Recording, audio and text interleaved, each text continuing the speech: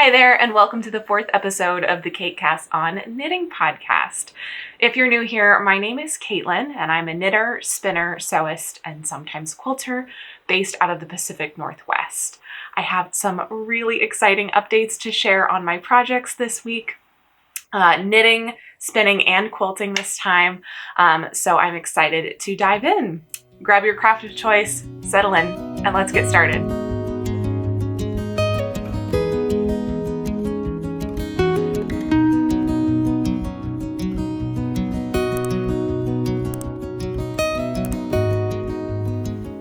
Before we get into the nitty-gritty today, I figured I would go over what I'm wearing. This is the Sundae sweater, I believe it's pronounced, by November Knits. And I knit this up using Knitting for Olive Merino and their soft silk mohair held together. This main color, the dark green, both the mohair and the merino are in the color bottle green.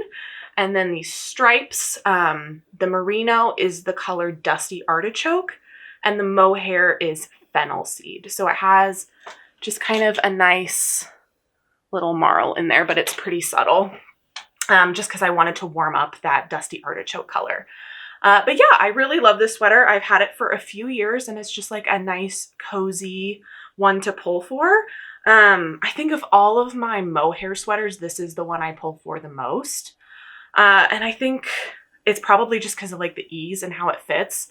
But especially if I have like a white tee underneath, that really helps any sensitivity issues I have with the mohair. And yeah, I still do pull for this one fairly frequently.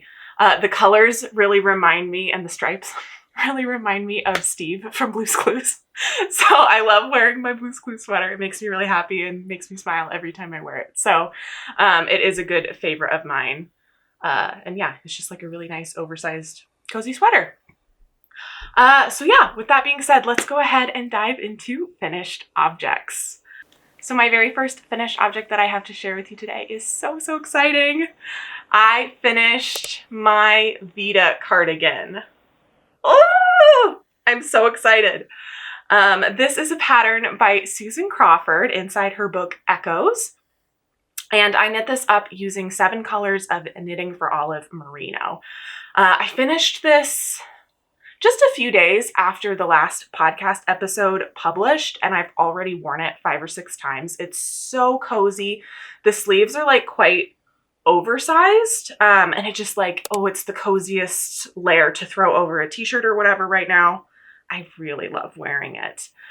Like I said, I used Knitting for Olive Merino, and I was really inspired by the colors in her 7 color sample, but they were just kind of toned down a little bit in some areas. So this main like blue color here is Blue Whale. The cream color is Oatmeal. This like orangey color is actually Plum Rose, which is a pretty pink color actually. But against the blue, I think it looks quite orange. The red color is Claret. This light blue in here is Dusty Dove Blue. There's also, let's see if you can really tell in here, there's like a dark moose color. It's like a brown gray color. And then also that main color is in there as well, the Blue Whale. And then there's navy blue. And I think that's everything. I guess here's a better shot of like that dark moose is against the oatmeal color there. But yeah, this was a really long project for me. I cast this one on in January, and it hibernated from April or May. I put it in hibernation and then pulled it out again in September or August. It's been a long project, so I'm really excited to have this off the needles. And it's funny, like as I was finishing this, I was thinking I definitely want another Fair Isle sweater in my closet, but I think it's going to be a while before I do it. I'm already itching to have another one on my needles. I'm so excited with this. It's just like the coziest thing ever to wear. And yeah, it was just a lot of fun. This is a steeked project. So I had never steeked anything before. I was a little intimidated by the process, but honestly, it was so nice, like being able to just knit in the round and not worry about it. And then the steeking really wasn't that big of a deal at all. I just did some quick research on how to reinforce the stitches. I ended up using my sewing machine to reinforce before picking up stitches and cutting things open. And that worked out really well. I think that'll probably be the method I do again in the future. And yeah, as long as you have like a semi-toothy yarn, this Knitting for Olive merino, I wouldn't necessarily say it's like toothy. I know there's definitely ones that are probably better suited for this kind of color work, but it still worked perfectly well. There's not much sliding around or anything like that. So if you have more sensitive skin like me, or you just like know you like Knitting for Olive merino, they have a lot of really great color options, and this actually worked out really well for me in this project, and I would love to knit more sweaters in this style with that yarn because yeah, it worked really, really well. A few details about it. Let's see if I can kind of fold this up so that's easier to hold up. These buttons here are just like nice wooden buttons that I got from my local yarn store.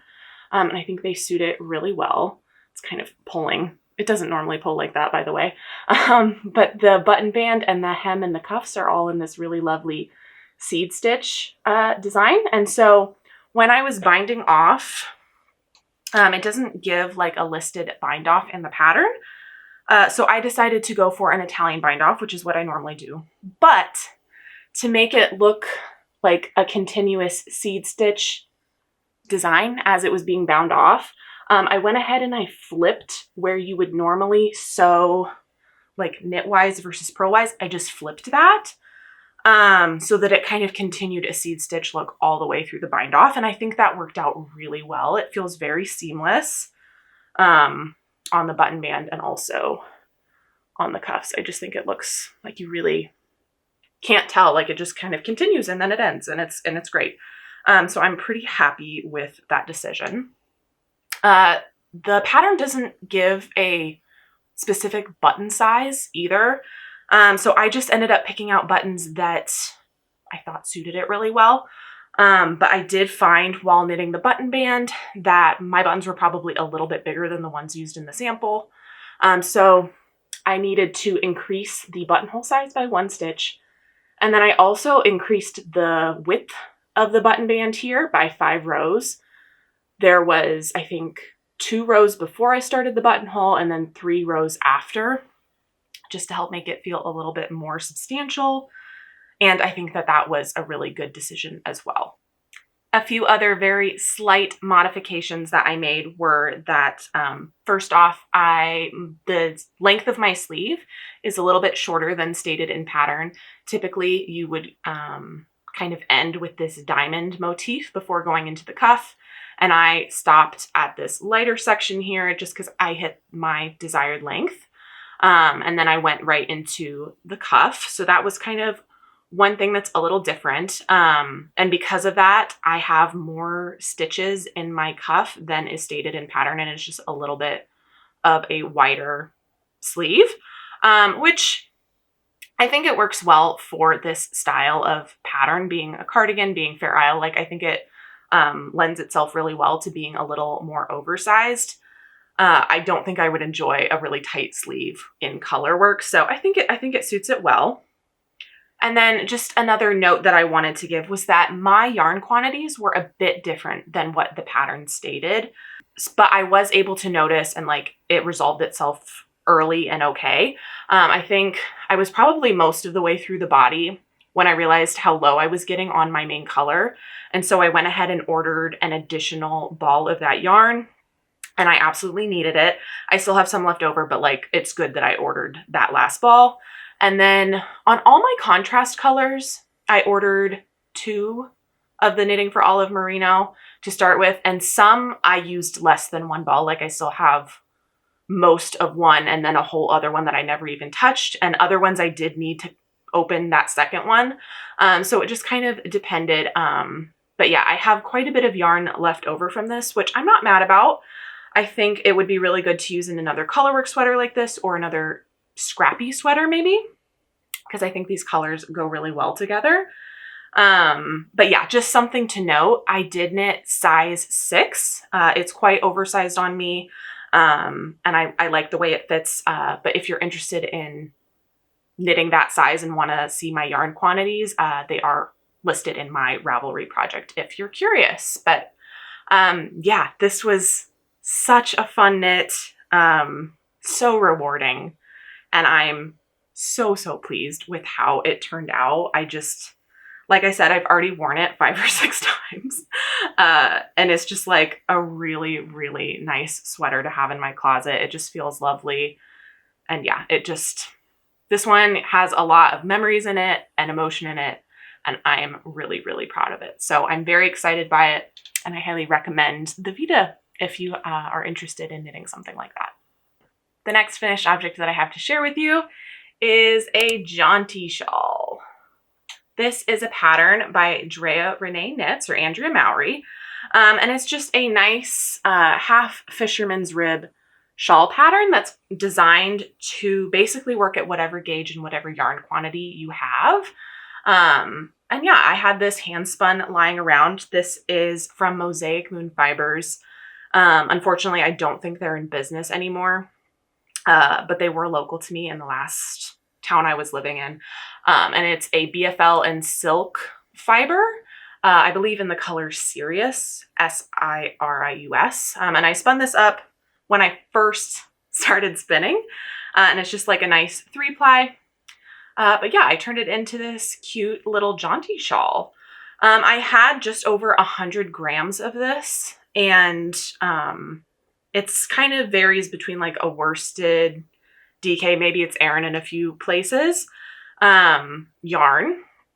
And I got, I think, about 44 inches in wingspan. Maybe not. That seems, maybe it's shrunk a bit since I blocked it. I was like, that seems a little long holding it, but it's round about 40 inches, I think. And when I did initially block it, I was able to help it grow about 8 inches pretty naturally. I would have loved a little bit more length on this. Like if I wrap it around, the tails are just a little shorter than I want them to be. If I get my hair out of the way, I can pull them a little bit tighter. So it's not like awful. And I could also like tie them in back and it would be okay. But yeah, I wouldn't mind having a little bit more length on this. But otherwise, I think it turned out really great. And I do wonder if I blocked it again and like pinned it. I didn't pin it. I just like let it grow to where it wanted to and then called it. I bet if I pinned it, I could get some more length out of it. But yeah, it's just like a nice little cozy shawl. And it was so fun to knit. I really enjoyed this pattern, and I just think it's a really good option for those kind of random skeins that you have. Maybe you're a spinner like me and you've spun some skeins that just like, they're pretty, they would be so nice in something, but I have no idea what to make with them. Or maybe, you know, you just have those random single skeins in your stash of commercially or hand-dyed yarn. That yeah, it's just like nice. It's a nice project to use with them. I would love to knit a jaunty shawl with a thinner yarn. I think that would be really nice and give it maybe a little bit more drape. This, I mean, the drape on this isn't bad. It has silk in it. So like it does have drape, but I think if I had spun this a little thinner, it would actually give it a little bit more, which I think would be nice. I think alternatively, I could have probably sized up my needle. I used a US 6 on this, and I think I could probably go up to a US 7 and it would have been good.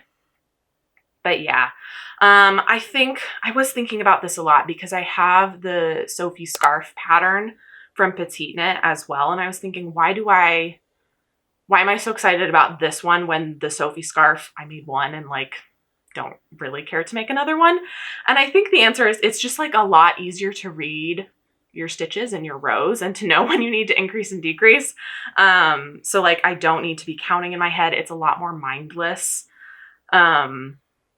Yeah, you can just like easily tell where you are and what the next step should be. My one, I don't want to say gripe. My one little annoyance is that I knit to the point where she says to stop and start decreasing, which is at a certain percentage of your yarn, and then just go ahead and start decreasing. That way you don't run out of yarn. And I ended up with like 10 grams left over of this yarn that could have added that length that I wish it had. So I'm actually knitting another one that I'll talk about in just a second, but I went ahead and was a little less conservative with this percentage that she told me to keep on. I kept going for a little bit longer than the pattern states, just so that I don't end up with this much yarn. This is just, it's like, it's more than scraps that I would just like put in my scrap stash. But it's not enough to do anything with either. So that's kind of annoying. But yeah, just something to note if you do this, and you want to use up as much yarn as possible, I would just like inch that percentage up a little bit. But yeah, this was a super fun pattern to make.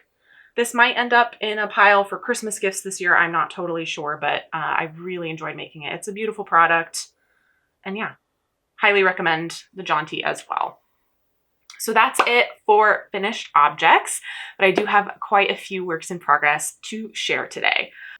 So first up, I want to talk about my Recursion sweater, which is a pattern by Indigo Knits. I am knitting this up using Cascade Heritage in the color Limestone for my main color. And then the contrast color is Treehouse Knits Sequoia Fingering in the color Edges of Your Soul, which is part of their original Season of the Stitch collection. I have some bad news. If you've been following along with this saga of this sweater, I have already knit this colorwork yoke twice. The first time I knit it, I was way over gauge, and so that was really disappointing. My swatch kind of lied to me. I sized up needles when I shouldn't have. And yeah, the yoke was huge the first time, so I ended up ripping it all out, sizing my needles back down to the recommended needle size, and knit the whole thing again, tried it on, thought I was going to be okay. I went so far as to finish the body and get most of the way through the first sleeve. I'm at a point where I could have started the ribbing. And honestly, I really am unhappy with how this fits. Such a bummer. The yoke is too deep, and it's kind of my fault. My gauge is still too long in the rows. The amount of rows that should be 4 inches are 5 inches. And I have tried to block this and stretch it the other way and like get it to kind of come back down.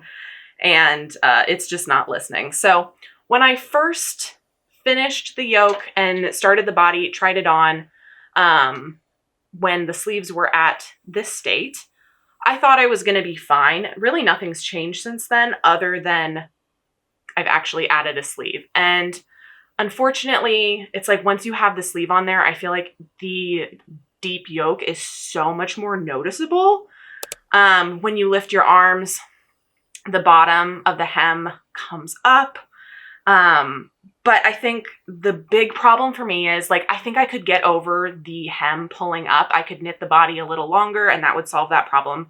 But the big problem for me is that when I pull my arms forward, the tension that I feel in my back is not great, especially around the sleeve. Like it's not comfortable. And it's not how I want this sweater to feel.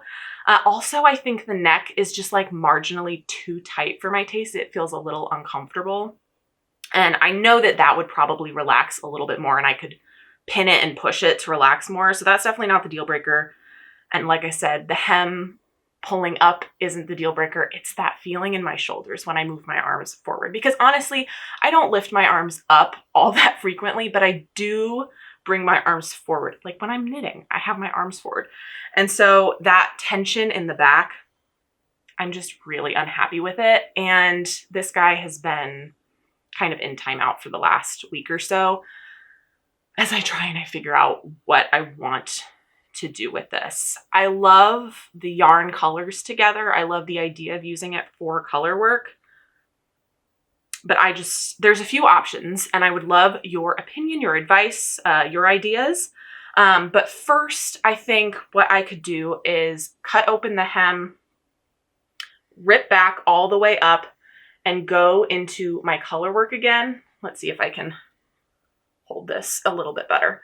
Go back into my color work, rip maybe 10, 15 rows back, separate for sleeves early, and then kind of finish the color work in the body and in the sleeves a little separately. The problem with that is that there's going to be extra stitches under the arm in the body that like the color work motif won't fit completely in that area under the arm on the body. I can make my own color work chart to kind of fill that space. I don't think it will be the most like seamless, beautiful. It won't make the most sense. It is under the arm. I don't know how much I would care. But the sleeve motif would be complete. Like there wouldn't be any weird jumps or anything like that. So that's an option. Rip back, edit the color work chart a little bit, and then finish these things independently as I continue the sleeves and the body separately. I could do that.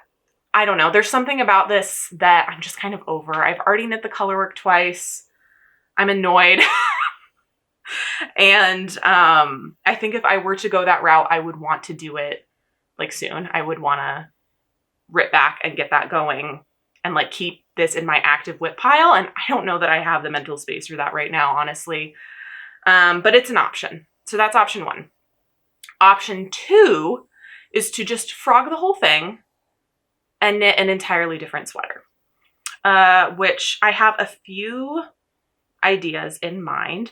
If you saw my favorite fall and winter knits video, you know that I absolutely love the Azor sweater by Tête Bêche. And I could knit that in this. I could. Do I need 2 Azor sweaters? No. Would I be mad if I had 2 Azor sweaters? No. So it's possible. And I could do that. And I think that that would be pretty. And I love the fit of that one. The other option is to just knit an entirely new to me colorwork sweater. One that has yoke measurements that I think will work really well. And the one I have in mind is the Candelariella sweater by Teddy Lutzak. And I think that that would be quite pretty in these colors as well. And yeah, that one in the specifications of the pattern, the yoke depth is much shorter than this one already, but the color work also ends quite a bit before you separate for sleeves. So if I wanted to add some length to it or take some away, that would be a lot easier to do if I was over or under gauge or anything like that.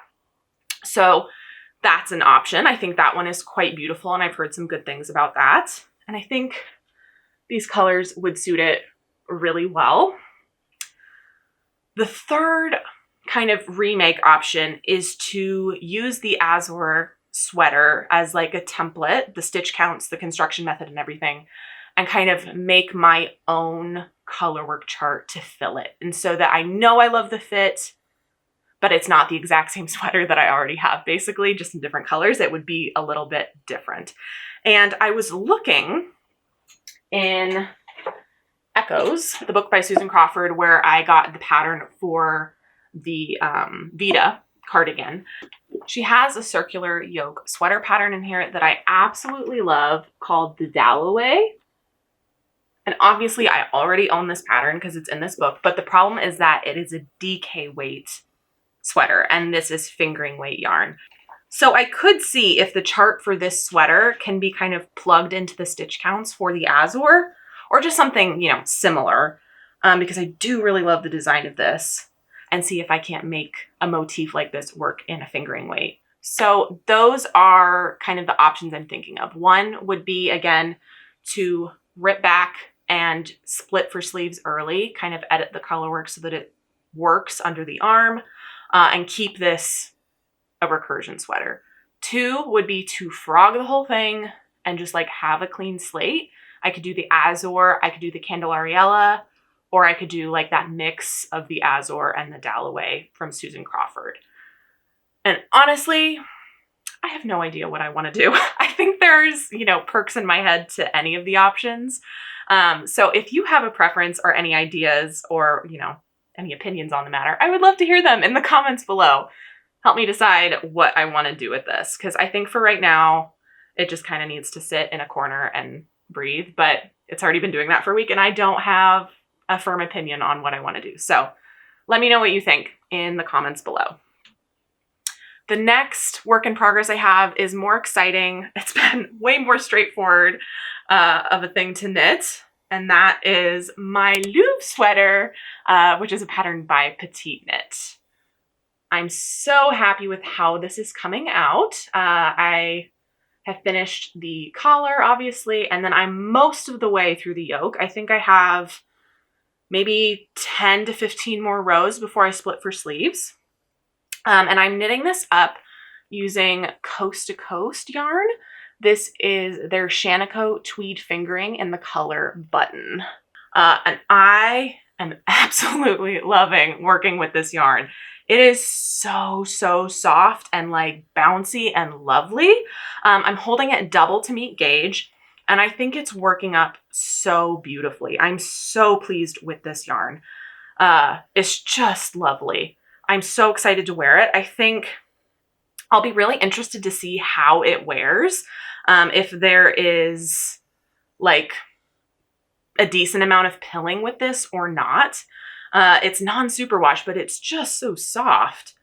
I don't know. I'll be interested to see. I think if this pills, it's definitely something I can live with. I'm not adverse to pilling. I think the only complication is that it has tweed. So if I ever try to shave it, I might accidentally take off some of the tweed neps. But yeah, we'll just see. I think on the reverse side, the pilling might just look like tweed, so it might be fine. But we'll see. I'm excited to see how this wears. If it wears well and it doesn't pill, I will literally want to knit everything moving forward in Shanico. This is a dream. This is like my ideal yarn. It is so lovely to knit with and enjoyable. I have been doing some of the other projects and like I feel wrist pain, I feel hand pain after a while. This one is just like, I could just cruise on this. There's no pain at all. It's just really lovely. And the fabric it's making is absolutely like just so soft and squishy. Like I said, I'm holding the yarn double and I'm knitting this up on US 6 or 4mm needles. And it's coming out really well. It's not like overly dense or anything like that. It's definitely on the denser side, but it's not too dense. But I found it really interesting because my sister is using this yarn to knit a cardigan. I believe it's the cottage cardigan. I'll list who that's by in the graphic next to me because I don't know. But she is holding the yarn single and knitting on a US 6, and hers also feels really lovely. So I just feel like this is a really versatile yarn. And yeah, it's just really exciting. Like I said, this has been a really straightforward project, which has been nice. I really needed that coming after the Vita and then all the dilemmas with the Recursion. But I think it's just been like a nice palette cleanser. Like I said, I'm really close to splitting for sleeves. And then I think, that's basically half the sweater done in a raglan. And yeah, I think it'll be really lovely. I'm planning on this one being my holiday party sweater for the year. And yeah, I just think it's classic and timeless. And I'm so excited to have a Louvre sweater in this cream tweed. I have another Louvre sweater in just like a nice neutral light gray.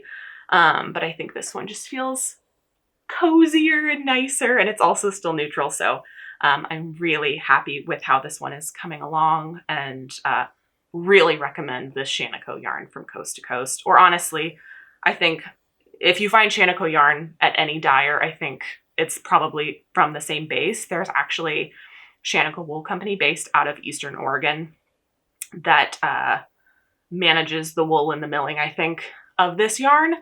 And it's just, it's so nice. If you can get your hands on some Shanico, absolutely try it. Highly recommend. It's like a dream. The last knitting work in progress that I have today is another jaunty. And this one is quite a bit more colorful than the last. This is using hand spun that I did pretty early on in my spinning journey as well. And it's kind of a mix of a lot of different fibers. This white that's kind of in the tip here is, I think, mostly Rosie's Wool Top from the Woolery. And then all these pinks and greens it's kind of getting into now, and the oranges are from Hedgehog Fibers in one of their Lucky Dip packs. I got all of that. And then it continues, this ball of yarn continues with some green and then into this blue, if you can see in the middle there. That I think some of it might be, most of it is a braid that I got from Hearts on Fiber in Charlotte, North Carolina, or near Charlotte, North Carolina. And it is a mixture of wool, silk, and mint in there. But there's also, I think I had some bats from Wee Woolies, which is a company pretty local to me. And I think that there might be some of that in there as well, now that I'm getting down to it.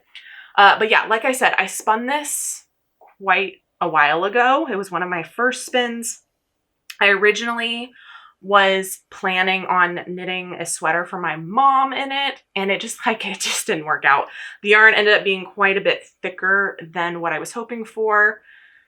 And yeah, I just knew it wasn't really going to work. And that's fine. And I think that this is a decent project for it. I'm kind of annoyed at how quickly it transitioned to green. I'm hoping that the slower transition to blue might help even that out a little bit. But you know what? It's a jaunty shawl. It's fine.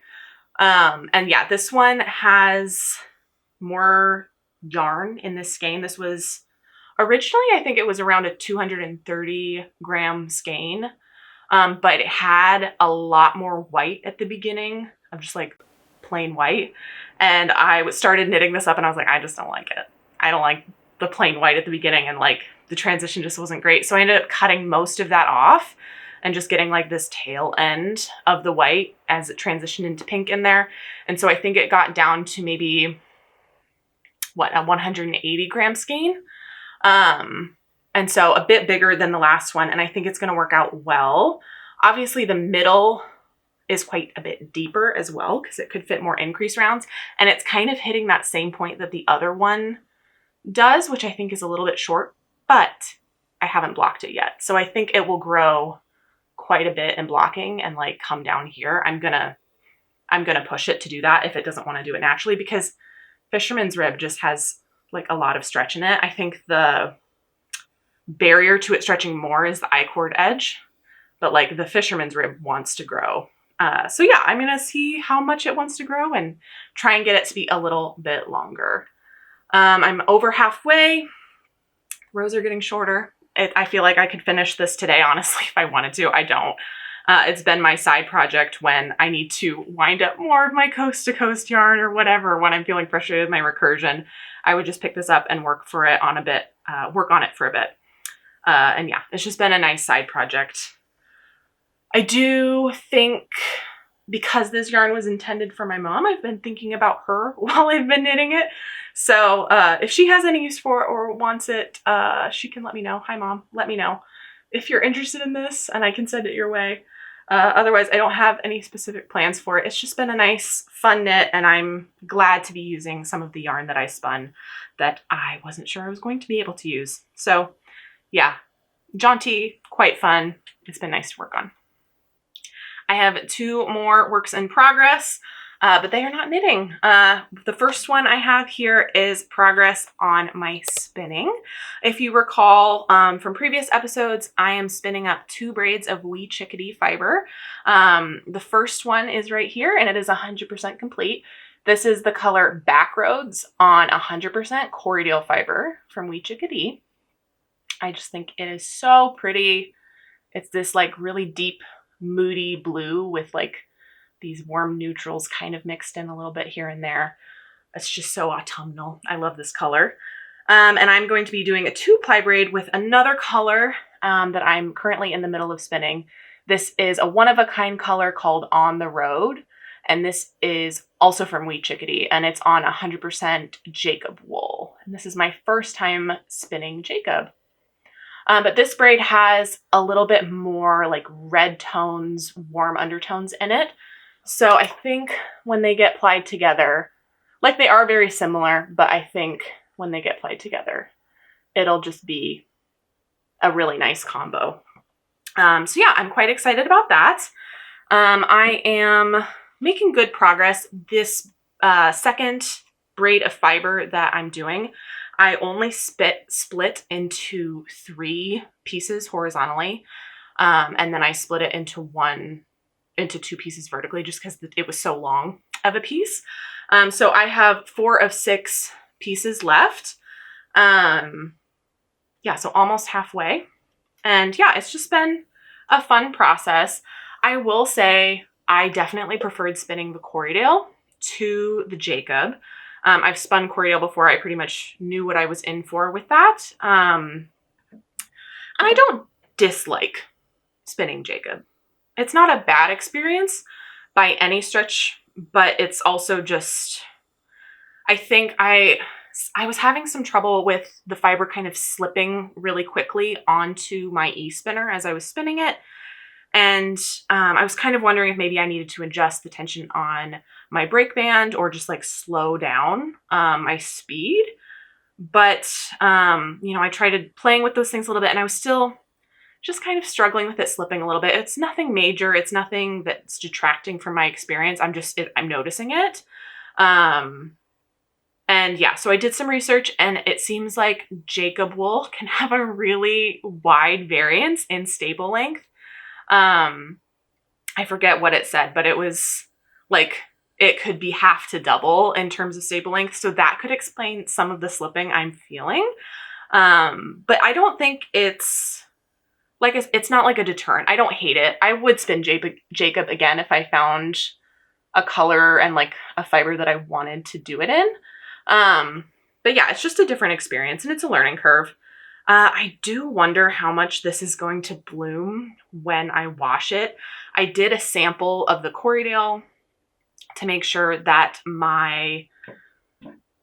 what I was spinning to was going to result in a yarn weight that made sense for the project I wanted to use it on. I'd like to ply these 2 together and use it as stripes in a sweater project next year. And so I use this like control card method where I document everything and I keep a reference of my single ply there and what it's going to turn out when I ply it together. And this is just using the Corriedale, that first braid. I didn't actually ply it together with the Jacob. So I haven't washed it or anything like that on the Jacob side of things. And I feel like that one might bloom a little bit more, which is fine. The plied yarn ended up being a bit thinner than what I was aiming for. Which is also fine. Like I'm going to potentially self-draft this sweater. So I'm trying not to put too much pressure on getting it to an exact yarn weight, but I don't want it to get too thick. So we'll see how this turns out. I think comparing them together, I think they're close enough that it'll be good. And the Jacob might bloom a little bit more than Corriedale. We'll see. It's all a learning curve for me. I've never done it before, all learning experience, but that's part of the fun. So I'll keep you posted. And yeah, we're almost done with that spin. Hopefully the next time you see it, the second braid will be completely done if it's not like 100% done, plied and washed as well. That's kind of my goal there. But yeah, it's cruising along pretty well. The very last work in progress that I have today is some progress on my Christmas quilt. This is a project that I mentioned a few podcast episodes ago. It's been in hibernation since last winter, and I thought it was time to pull it out and finish it. My target is to finish this by Thanksgiving so that I can have it out for the whole Christmas season. And yeah, it's coming along well. I'm going to insert some B-roll because it's quite hard to show the quilt on camera here while I'm talking. So this is a quilt that I created last year, inspired by a photo that I saw on Pinterest.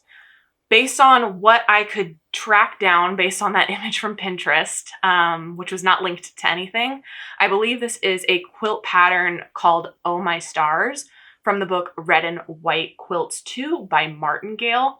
I ultimately decided not to follow that pattern and not to buy the whole book. I just felt like I could kind of piece it together based on the image and kind of make it to the measurements that I wanted, make the block sizes what I wanted, etc.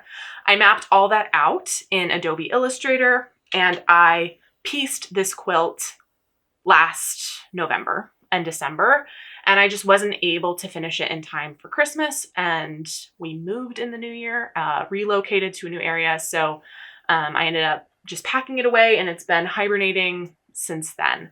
Now I have pulled it out, and I am probably about 3/4 of the way through the hand quilting. And yeah, I just am going through and completing what is to you right now vertical stripes. I was about halfway done with those, and I'm totally done going the other direction. And I think I only have like 6 or 7 more of the stripes to do. It's just one per block here. So yeah, it's going really well. I guess I should say the fabric I'm using. This red color is Bella Solids in the color Burgundy. The white is Kona Cotton in the color Natural. And then my backing is the Elegant Estates Collection Multi-Medallion. And all of these fabrics I got from Fat Quarter Shop.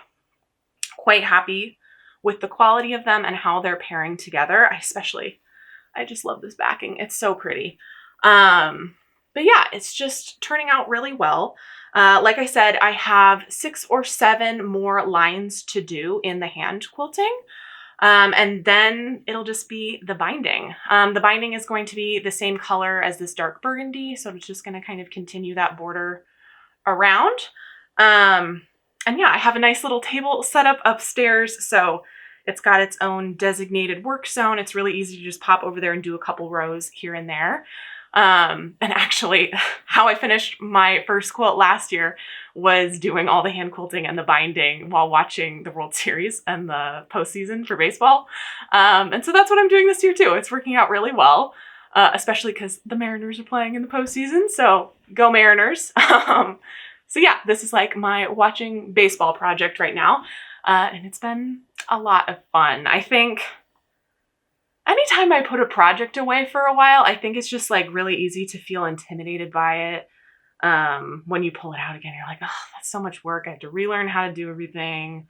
It's been a while. I have to remember where I'm at and what I'm trying to do. And so I definitely felt that way about this quilt before I pulled it out and when I first pulled it out. But it's been such a joy to get back into the rhythm of this. I'm reminded how much I really loved hand quilting. I hand quilted my first one. And like, there's a reason why I wanted to do another one. It's because I really enjoy it. It's really meditative and just really nice. So yeah, this has me itching to do another quilt already. I would love to do a quilt for our bed in the summer when it's too hot for our duvet. Our bed is a Cal king size, so that's definitely a bit more of a project than just like a nice throw size quilt. But it would be really fun.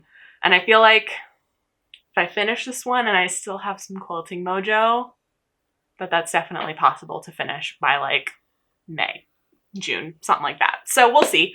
I don't have that much of a fabric stash, like if any. Definitely not enough to do a Cal king size quilt out of fabric scraps. So it would involve some shopping and picking colors, which for me, I really struggle with in quilts. Not because I'm like worried it won't look good. It's that I know how much time they take for me. Like this one I've been working on for like a year now. Obviously it hibernated for a while, but like it's a lot of time to put into it. And I know there's so many beautiful color combinations I could do, but like I want to invest so much time in something. If like in a year I'm like, I wish that was a different color. Not that it's not pretty, but like if I'd done it in a blue or whatever, it would have been prettier. Like that's just kind of what I get stuck on. So having something like a Christmas quilt, it's like it kind of narrows down my color options and what I want to do, and makes it a little bit easier to make those decisions versus just like a nice quilt for my bed in the summer. I'm like, oh, there's so many options. What should I do? So I don't know. I'm leaning towards maybe blues of some kind, blue and cream, maybe something that feels kind of summery and nice and fresh. We'll see. So that brings us to purchases and plans. I actually don't have any purchases to share with you this time. I mentioned last time I've kind of been going through a pretty heavy acquisition phase and I didn't anticipate that to continue. So that's definitely true. But I am going to Oregon Flock and Fiber Festival this weekend. And yeah, I think I might come home with one or two things here and there. I'm really excited to go. I haven't been to this one before, but it is pretty close to me. Much closer than Flock was anyway. But I'm excited because I think this one is a little bit more spinning focused.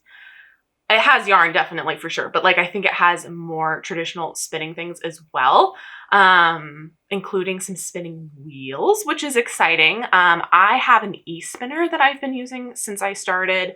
I got an EEW 6.1 from Dreaming Robots when I started spinning, because that was like, it was definitely the right call. I don't regret it at all.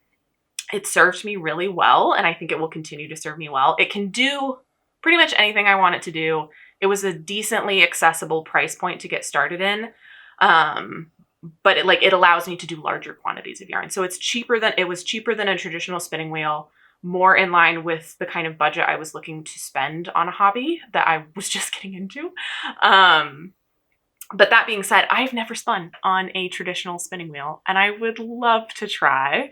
I would love to get one day. I think that there's so much more of like a learning curve with traditional wheels that I feel like I really want to understand and learn and get good at, like whirls and ratios and different tensions and different treadles, all that kind of stuff. I don't know a ton about it. I've just kind of got a very basic intro to it. But yeah, I think that that would be a really fun world to dive into in the next year or so. So yeah, we'll see. I don't think I'll come home with the spinning wheel, but I would love to sit down at some and just like try the different styles and see what I like. So maybe that will be something that I will be able to do there. Other than that, I do have some very exciting plans I want to talk about. I don't think they're going to be like next cast-ons. I have a lot of projects in my queue that I want to get through, but I am itching to do some swatching. So I might do that in the next few weeks. The first thing that I would love to swatch is using this Fiber MacGyver Shaniko Sport in the color Pearl. This was kind of a mistake that I just kind of glossed over. I never mentioned in my podcast videos, but I accidentally came home from Flock with two skeins of this exact yarn, but in fingering weight. And then I grabbed a Sport by accident as well. They're very close, like they look very similar. So I ended up needing to order another skein from Fiber MacGyver in the fingering weight, which is what I meant to buy. And I got that all sorted out, but I have this beautiful skein of sport weight yarn left over now that I don't have a project for. So I would love to swatch up in this because I think it would suit it really well. But I also have this book here. This is 250 Japanese Knitting Stitches, which is the original pattern Bible by Hitomi Shida. And I've had this in my library for a few years. And I would love to design a really classic cabled cream-colored sweater for myself in the next few months, probably in 2026. I'll actually get to it, but I want to swatch for it now because I've just been itching to like design and have this creative side of things, not just follow a pattern, but like really design. So I have flagged some charts that are in here. If you're not familiar, this is such a cool book. I highly recommend. I don't want to give away too many details, but it just has tons of charts, 250 charts, lace and cables and really cool things. And yeah, I'm just picturing, I'm not going to show the chart. Let's slide it up. I'm picturing something like this in the blue over here. This really nice thick braid in the center and combining it with some other charts that I found in the book that I think would suit it really well to do a drop shoulder sweater design. Anyway, that's been on my brain. I really want to do that. But also, I ended my Vita cardigan with so much leftover yarn. And I also just have other knitting for all of leftovers from other projects. I have leftovers from this project, for example. So much merino, not even going into like the cotton merino, that I would love to make a scrappy sweater or vest. I have this photo inspiration that I found on Pinterest that I absolutely love. And I would love to do something like that and kind of like layer it over a nice white tee. But I'm feeling first off, again, my knitting queue and my craft queue is a little thick right now. It's a little heavy. So this isn't something I'm going to cast on right now, but I'm feeling a little intimidated because I've never done like a scrappy project like this. And I know that the proportions of colors and like what color goes next to the other one, this one just like flows so well. I love the way this one looks. And I believe that this is a knitter that created this with scrap yarn. It's not like a store-bought vest at all. A knitter created this. And so I don't know. I want to do some more research and some more testing and some more swatching into how to make scrappy sweaters that look as good as this, that just feel so cohesive and flow really well and kind of move your eye all over the place, where like, you know, each section is a little bit of a different size. So if you have favorite resources, books, videos, I don't know, whatever, guides on how to create really well balanced and proportioned and interesting scrappy projects, I would love it if you would send it my way. Comment it below, because this is something that has been on my mind for the last few weeks. And I just kind of want to dip my toe in and get some ideas because, like I said, I have so much leftover yarn over the years, like of knitting for olive, that I could absolutely do. Definitely a vest, probably a sweater. I think I'll probably start with a vest because I really love that inspo pick. But yeah, that's on my mind. Those are the plans, the things on my mind, in addition to obviously all the things that I want to make this coming season that I've talked about in previous videos. Yeah, I normally don't plan so many projects in advance. Like I truly have a lot of projects that I already have the yarn for, that I already know I want to make, that normally I can follow these more creative impulses a little bit faster and get to them pretty quickly. So that's kind of the downside of having a larger yarn stash. I think for me, I don't think it will be the norm moving forward because, yeah, there is a part of me that is like, I am so excited about those projects. I bought that yarn because I was so excited about those projects and I really want it in my closet. But yeah, having like, I think I have three untouched sweater quantities in my yarn stash right now, that like untouched, like I need to do the entire project still. And so I feel kind of guilty following creative urges like this, but I think especially like in this case, like swatching something would be fine. So yeah, that's all I have to share with you today. Thank you so much for spending this time with me. I really appreciate it. Again, if you have any recommendations on scrappy projects or what you think I should do with my Recursion sweater, please let me know. I really appreciate it. You can always come over and say hi to me on Instagram or on Ravelry. My username is Cait, and I will go ahead and leave those linked in the description below. If you haven't already, I would love it if you take a second to like this video and subscribe to the channel. That really helps me out and helps this channel grow. Thank you so much. I'll see you in the next one. Bye.